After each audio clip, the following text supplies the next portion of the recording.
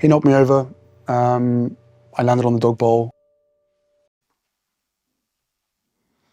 Sentebale, toxic Sussex brand. Hello, I'm H.G. Tudor. Sophie Chaundauka, the chair of the charity Sentebale, has certainly put a cat amongst the pigeons for the Sussexes. Angel Raval reported in the Financial Times about the dispute that has arisen. For those of you who are unfamiliar, the Financial Times is a serious broadsheet, not something that you would find tittle-tattle in or gossip. And for them to report on the matter shows that it is something that is being seen as a serious dispute that has arisen. The report tells us the chair of an African charity co-founded by Prince Harry has accused him of trying to force a failure of the organisation, deepening an ongoing public row that has thrown Sentebale into disarray. Sophie Chaundauka, chair of Sentebale since 2023, claimed the charity's founders, Prince Harry and Princeso of Lesotho, want to force a failure and then come to the rescue.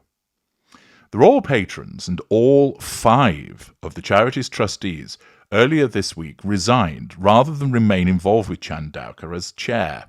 The UK Charity Commission is looking into the events. Now, pausing there, there's certainly quite a bit of he said, she said, and we haven't actually been presented with any meaningful evidence so far as to what people are accusing the other of doing. And presumably an investigation by the Charity Commission and quite possibly court proceedings, because Dr. Chaundauka sought an injunction to prevent her being removed from the chair position, will provide us with a greater opportunity to see what has actually gone on through the production of actual evidence. There are those that think that Dr. Chaundauka is right to speak out, that she is in the right. There are others who query quite what she's doing, which of course includes many of the trustees, and public opinion is certainly divided. But irrespective of all of that, there remains a significant problem for this one's wife and Harry as a consequence of what she has alleged. In her first interview since the dispute erupted, Chaundauka defended her record as chair, insisted the organisation would live on, and said Prince Harry's brand had hindered the charity. The number one risk for this organisation was the toxicity of its lead patron's brand, Chaundauka told the Financial Times. That is a damning accusation, and one which naturally has some substance. As I've explained before, it isn't the case that this one's wife and Harry are gratuitously attacked. They're criticised based on their behaviour, based on the evidence. And it's gone beyond just simple criticism, but that they are seen as a brand, the Sussex brand, which is toxic. It's a brand that is now associated with rampant victimhood. Different reasons for that victimhood in relation to this one's wife and Harry, but they both engage in repeated victimhood. They exhibit a sense of entitlement, again for different reasons, but it's there. They have both told tales about the royal family. Again, different drivers behind the behaviour, but the outcome is the same. They have aired dirty laundry. They have smeared. They have been seen as untrustworthy. They have turned up with recording equipment to covertly capture conversations. They have engaged in talking about people who have not been in a position to defend themselves. And they've done this repeatedly, resulting in a situation whereby their behaviour is viewed as toxic. This isn't something that's been plucked out of thin air and people have decided, you know what, I just don't like her and I don't like him. He's a ginge and her teeth are too large for her mouth. So you know what, let's just say they're toxic. That isn't the case at all. Naturally, the pair of them think that they are prejudiced against as a consequence of people's innate dislike, particularly in relation to this one's wife, and this is when the ever so tiresome race card gets played. But the fact is, it is based on their behaviour, and there is plenty of it. And Dr. Chaundauka, a black woman, a capable woman, a lawyer, somebody who's held high up positions, who recognises, like many other people have done so, the brand is toxic. Many other people have recognised this amongst the general public, but also decision makers have recognised this. Why do you think it's the case that Spotify thought we're not going to work further with them? Why do you think it is the case that none of the cosmetic giants and fashion houses have come looking to pair up, particularly with this one's wife? Why is it because none of the other major content creators have been rumoured to be swooping for the gruesome twosome following the end of their Netflix deal? It is because they are viewed as useless and toxic. And therefore, Dr. Chaundauka has gone on record as basically pointing out the toxicity of these two, which includes Harry, and he's the lead patron, means it's causing a problem for us as an organisation.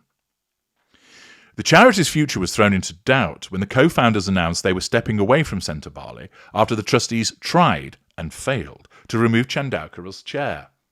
The relationship between the charity's trustees and the chair of the board broke down beyond repair, creating an untenable situation, Prince Harry and Prince Cso said in a joint statement.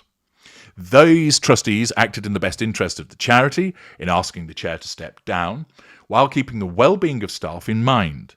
In turn, she sued the charity to remain in this voluntary position, further underscoring the broken relationship. We will be sharing all of our concerns with the Charity Commission as to how this came about. Representatives for Prince Harry later strongly denied he had sought to engineer the collapse of the charity in order to rescue it. Chaundauka, a Zimbabwe-born and London-trained lawyer, had previously served on the Board of Trustees between 2008 and 2014 before her appointment to chair in 2023. She has held roles at Meta and Morgan Stanley and now leads a life sciences company in New York. She told the Financial Times that as Sentebale's chair, she had been on a mission to transform the charity, from overhauling the charity's culture, operations and long-term strategy, with a focus on US fundraising. Chaundauka said she also moved to widen its remit to include climate resilience and wealth inequality, while shifting more decision-making to leaders in southern Africa. The way the organisation has been set up in 2006 was no longer appropriate in 2023 in a post-Black Lives Matter world, said Chaundauka. Funders were asking for locally led initiatives. The transition had triggered friction between UK-based staff and those in Lesotho, where most of the charity's 500-plus workforce are based, and Botswana, Chaundauka said. The board felt a loss of power and control and influence. Oh my goodness, the Africans are taking over. Chaundauka added that during her time as chair, she experienced disrespect, bullying, intimidation, and misogyny and misogynoir, allegations that have been vehemently denied. Kelelo Laratoli, one of the trustees who resigned this week, told Sky News he didn't recognise the allegations. I can honestly say in the meetings I was present in, there was never even a hint of such.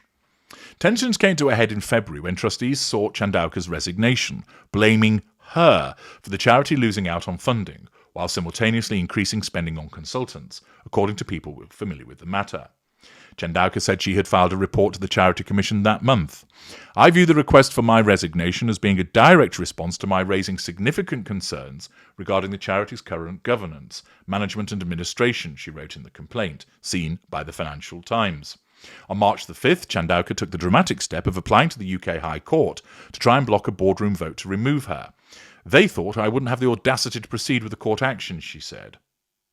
The newly formed board of Sentebale includes Ian Rawlinson, a financier who was previously chair of Prince William's conservation charity Tusk Trust and has been advising Chaundauka. He told the Financial Times there had been a concerted effort by certain trustees to destabilise and remove Sophie from her position. Chaundauka explained that the volatile public sentiment around Prince Harry since his move to the United States and media fallout after the release of a Netflix documentary in 2022 and his book in 2023 had an impact on the charity's ability to diversify its donor pool and make senior hires. When you start to interview people, they're asking questions about, well, these mixed messages around the patrons, she said. A person familiar with the trustees' account of events said the charity had been almost entirely reliant on the positive view of Prince Harry to raise funds. They said the dispute had nothing to do with personal tensions. These are real issues at hand that have been raised and not addressed. The trustees tried to negotiate this privately and requested she consider her position due to their lack of trust and confidence in her as a leader. The person added the trustees were supportive of moving fundraising towards America. The problem was she failed to do that.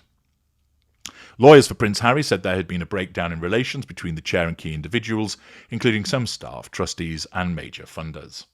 Prince Harry has over the years provided direct funding for the charity, including $1.5 million from the sale of his book Spare. Latest available figures show total income for the charity in August 2023 stood at £3.4 million, down from £4.5 million a year early. A Charity Commission spokesperson said, "We can confirm that we are aware of concerns about the governance in Sentebale. We are assessing the issues to determine the appropriate regulatory steps." Chaundauka told the Financial Times the public row had been stressful for the charity's staff. The team is not equipped to deal with this glare. But she added that her message to Sentebale's former patrons was, the team is resolved that Sentebale will live on with or without you. Pulling no punches, Dr. Chaundauka making it very clear that the toxicity around the Sussex brand, which of course infects Harry by virtue of him being part of that Sussex brand and his own behaviours, was impacting on the charity. Now, one has to say that is not an allegation that Dr. Chaundauka has dreamt up. The evidence shows that the behaviour of Harry and this one's wife attracts considerable criticism. Therefore, it is entirely plausible and logical that the behaviour of the two of them creating a toxic brand would mean that questions would be raised about people being involved in the charity because of the behaviour of one of the patrons, namely Harry, and of course his general association caused by his wife's behaviour also. If you were thinking about being involved with the charity and you had reservations about one of the patrons' behaviour because of the way that he was viewed and that of his wife, then somebody else within the charity is naturally going to be concerned. Fundraisers are backing away. It's similar, for instance, what happened when Prince Andrew was accused of engaging in sexually abusive behaviour concerning Victoria Giuffre. Charities dropped him like a hot potato. They didn't want him. They removed the patronages that he had. They got rid of him. Why? Because the association of someone who's been accused of sexual offences, and that's all it ever was an accusation. Nothing was actually ever proved against him. But the accusations of themselves were sufficiently damaging for all of these charities to say we have to distance ourselves from him. And therefore, it would follow that whilst Harry hasn't been accused in the similar way that Prince Andrew has, there's plenty of noise that surrounds him because of the behaviour of him and his wife, so that people would start to think, well, I don't really want to be involved in a charity that has him involved because of the way that him and his wife behave. They've created this toxic image about themselves, so no, I'm not going to donate. And therefore, if you are the chair of that charity, it's understandable that you would express concerns about the distracting toxicity that's been created by one of your patrons because of his behaviour and that of his wife. For Dr. Chaundauka to come out and say this is not only plausible, but also particularly damning for Harry and this one's wife. Naturally, for this one's wife, she maintains this facade of her being this kind, philanthropic angel. And for her brand and that of Harry to be labelled as toxic and reported on in this way is certainly a huge threat to her need for control. It's also naturally problematic to Harry because he doesn't like to be criticised either, but for different reasons.